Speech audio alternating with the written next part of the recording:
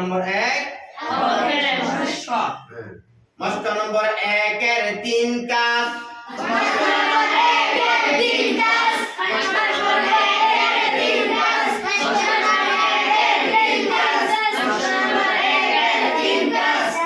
আমরা আঞ্চলিক ভাষা পারি, মায়ের মাতৃভাষা অর্থাৎ টেকনাফের আঞ্চলিক ভাষা আমরা সবাই জানি, কিন্তু আমরা বাঙালি বাংলাদেশি, আমাদের মাতৃভাষা বইয়ের ভাষা এখানে কি আঞ্চলিক ভাষা লিখছে না, ডাইরেক্ট বইয়ের ভাষা লিখছে।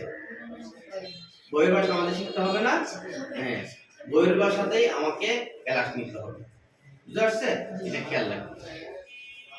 মস্ক নম্বর 1 এর 3 কাজ। ছাত্ররা বাংলা ভাষাগুলো বুঝতেছেন না, যারা বোঝেন তারা এটা আপসে কি করবেন, মুজাকারা করবেন, ঠিক আছে? যেহেতু আপনারা টেকনাফের ছাত্র, টেকনাফের ছেলে আর কানের ছেলে, তাই না? মস্ক নম্বর 1 হরফের মস্ক। মস্ক নম্বর 1 এর 3 কাজ।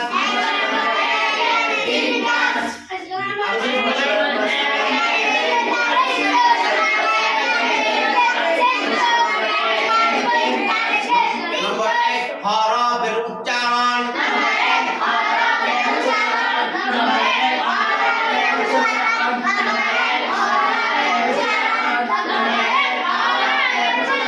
নম্বর 2 সাথে সাথে আঙ্গুলের ইশারা।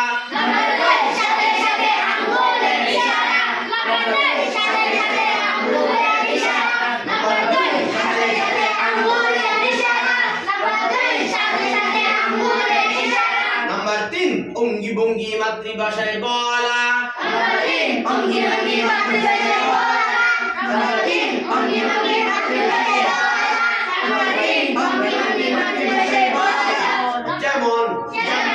যেমন এখন আমরা 29 সরল হবে, আগে হয়েছে 32 সরল, আগে কয়টা হয়েছে? 32 সরল।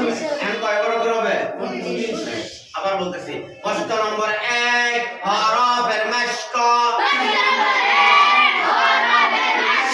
মস্ক নম্বর 1 এর 3 কাজ। নম্বর 1 হরফের উচ্চারণ। নম্বর 2 সাথে সাথে আঙ্গুলের ইশারা।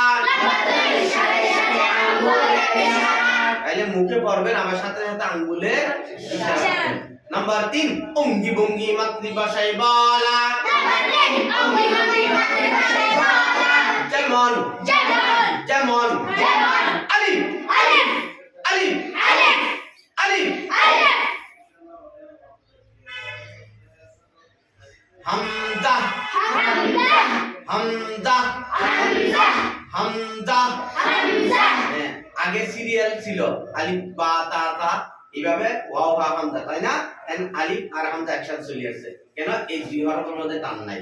এখন বলবেন মাতৃভাষা 3 নম্বর। এখন 1 নম্বর কি বলছেন? হরফের উচ্চারণ। 2 নম্বর কি বলছেন? সাথে সাথে আঙ্গুলের ইশারা। 3 নম্বর কি? নিয়ম বলবেন। আলিফ আলিফ হামজা হামজা। দুই কাজ হয়েছে না? উচ্চারণ হয়েছে, অঙ্গ ভঙ্গ হয়েছে। এন্ড মাতৃভাষা বলা এটা হয় নাই। এখন বলবেন আলিফ হামজায় টান নেই। আলিফ হামজায় টান নেই। আলিফ হামজায় মদ নেই। আলিফ হামজায় মদ নেই। আলিফ হামজায় টান নেই। আলিফ হামজায় টান নেই। আলিফ হামজায় মদ নেই। আলিফ হামজায় মদ নেই। বুঝছেন? এখন এই পুরা 28 হরফ 29 হরফ 32 হরফের মধ্যে এই দুই হরফে কি নাই? মদ নাই, টানও নাই। মনে থাকবে।